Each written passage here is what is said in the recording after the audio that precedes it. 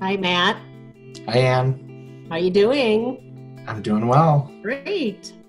So just think about this time of year. You and I would just about be going up on the dais to give our speeches to the House of Delegates on how we each experienced the year. So how are you feeling about doing a video to talk to our House of Delegates? Well, frankly, I'm really excited about it. I think it's an opportunity for us to engage our members in a different way. Last year, when I addressed the House of Delegates, I certainly asked them to imagine how things could be different. And this is certainly a first for us to be able to provide our first virtual House of Delegates. I remember that moment in your installation speech when you chose to use the word imagine. So be careful what you wish for. Little did we know what our world would become this year. I view this year as sort of a year divided. I think about the year of everything that happened and occurred in the summer and fall and even into the early spring. We had a lot of great accomplishments there. And then I think of all of the accomplishments and hard work we've done sort of post-COVID hitting in early March. The highlights that for me really stick out are the amazing partnership and opportunity we had to work with Walgreens and Johnson & Johnson throughout National Dental Hygiene Month. Also some collaborations and partnerships that we've had with some of our federal partners to really get dental hygiene to the forefront and be able to talk about the impact that dental hygienists could have. And then lastly, I'm really proud of all of our response to COVID-19. The partnership with Walgreens and Johnson & Johnson was just really an amazing one. For many years, dental hygienists have asked for more recognition of what our profession does, who we are, and this partnership with Walgreens, who's the sixth largest retailer, and Johnson & Johnson, who is a very large corporation that we've had many successful partnerships with, was an opportunity to really put dental hygienists at the forefront. This collaboration allowed us to have end caps highlighting the dental hygienist in more than 5,000 Walgreens stores all across the country. So, Anne, when you think about that partnership, what are highlights for you? Well, most of what we do at ADHA, Matt, which you know really well, is all about working with our corporate partners.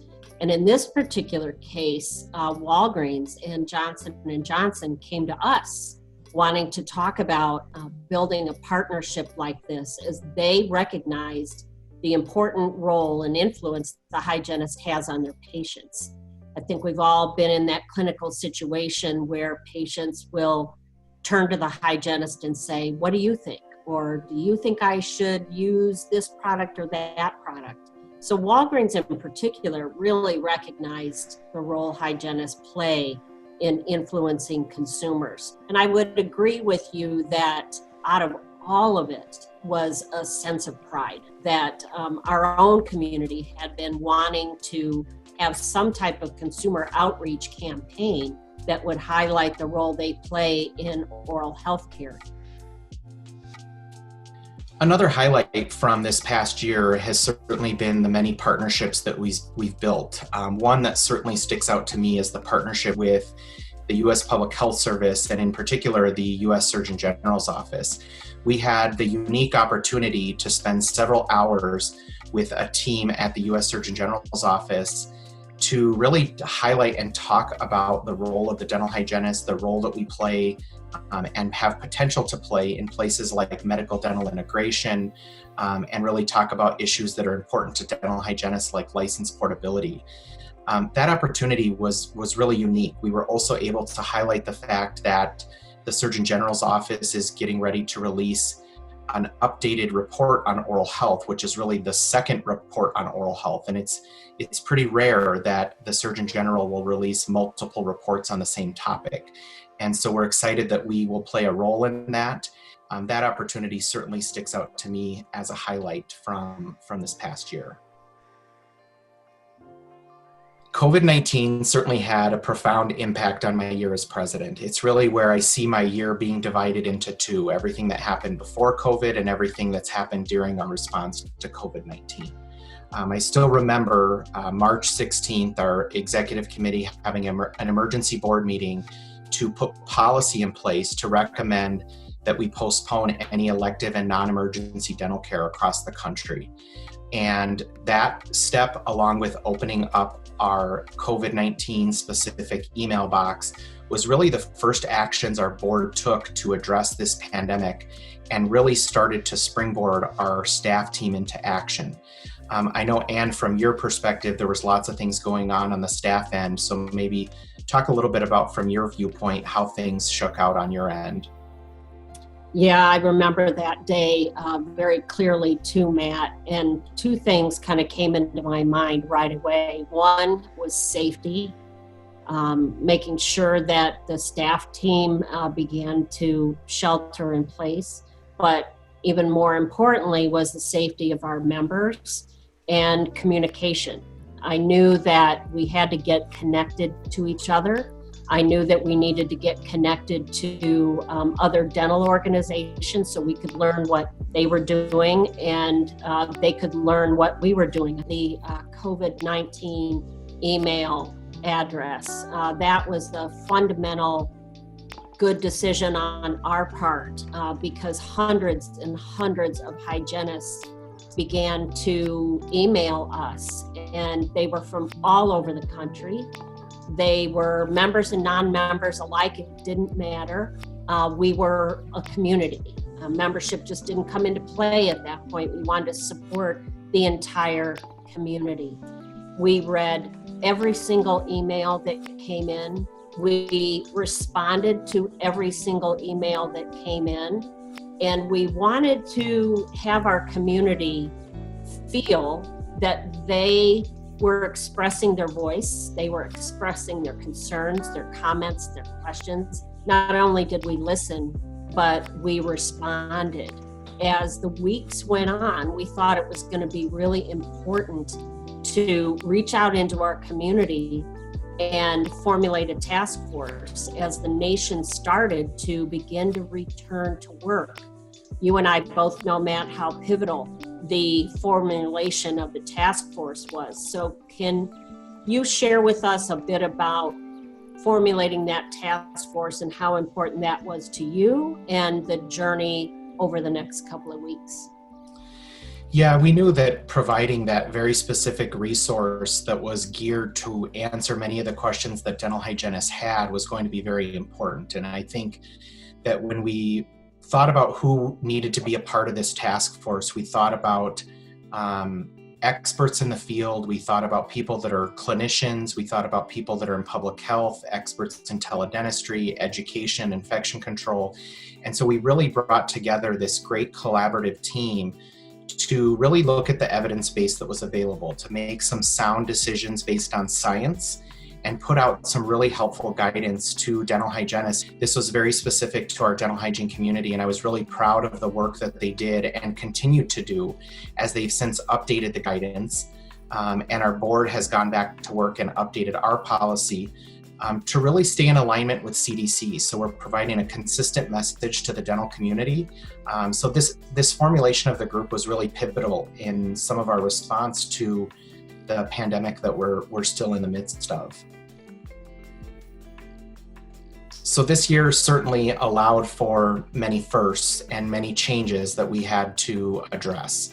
One of which, a very big one, is our annual conference, which is an event that everybody looks forward to every year. And you talked a lot about the safety of the staff, the safety of our members. Tell me what you were thinking and tell me about this decision we made as a collective to make a change to our annual conference this year. Yeah, that was a big one, Matt. Everybody knows how much we were looking forward to going to New Orleans. So as we were watching the pandemic across the country, we knew that New Orleans too was being impacted by the pandemic. And it broke our heart. We had the responsibility to take a look at coming back to the board and saying we need to cancel the conference. That had never happened before. It took a while. to get to the decision that that was the right thing to do. But then we had to look at what's next. Where do we go from there? And we decided to roll up our sleeves, look into doing a virtual conference. It had not been done before. Not only a virtual conference, but a virtual House of Delegates, all kind of within the month of June, and come to the board with a recommendation. So there were thousands of decisions that needed to be made. And I feel really good that we are looking to go back potentially in New Orleans in 2024. One of the other things that I think we did well through this process that I know was important to you was some advocacy work around campaigns and how that helped our community have a voice. So how did you feel as we were beginning to unfold the various advocacy campaigns, and what did it mean to you? It was really meaningful to me to see just the high level of engagement that our dental hygiene community had in response to these efforts. Over the course of a couple of weeks, we had several different campaigns that focused on outreach to governors, outreach to U.S. Congress and senators, and really the high level of engagement where more than 134,000 pieces of communication went to these various entities, these decision makers, in addition to outreach that we as an association did to congressional leaders and even the president, really made me really proud of our organization. And what's really exciting about that is not only is it translated into action and advocacy efforts, but it's translated into nearly 1,600 new members of our organization that have come to us and recognize us as the leader in representing the profession of dental hygiene and supporting them as a dental hygienist. So to see the efforts that our advocacy work has led to even a bigger growth and strength of our organization. In reflecting on this year, there certainly has been a lot of firsts. And I said at my installation, I didn't want to be remembered for being the first male president, but we've certainly had many other firsts, or will be having many other firsts. And I think these firsts and these making these challenging decisions, I've often said, being comfortable with being uncomfortable. And it really takes a lot of courage, and it takes a strong partnership. And I've really appreciated that partnership that not only myself, but that our board has had with our staff, but in particular, the trust and the courage that you and I have had to have with one another, Ann. And I think, your leadership this year has been stellar, and the partnership that you and I have been able to build to help navigate this association in these really unknown times, to ensure that in the future we're not only viable, but we're continuing to grow and flourish and provide our community with all those important resources. The partnership has really been tremendous, and I appreciate it. So thank you for that. And, really just in rounding up the year, I'm interested in hearing what you have to think about this past year and reflecting on your view of our organization. Yeah, thank you for those words, Matt. I always have a deep faith and trust that the right leaders show up at the right time.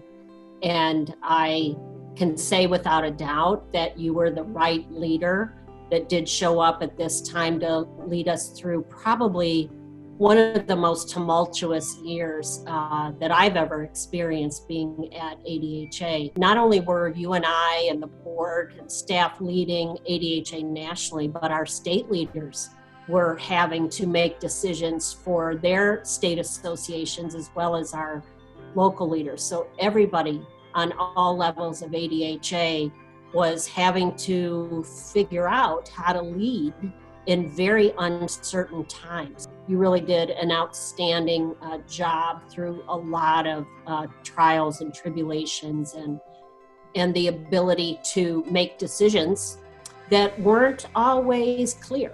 You've heard me say many times, what's your gut telling you?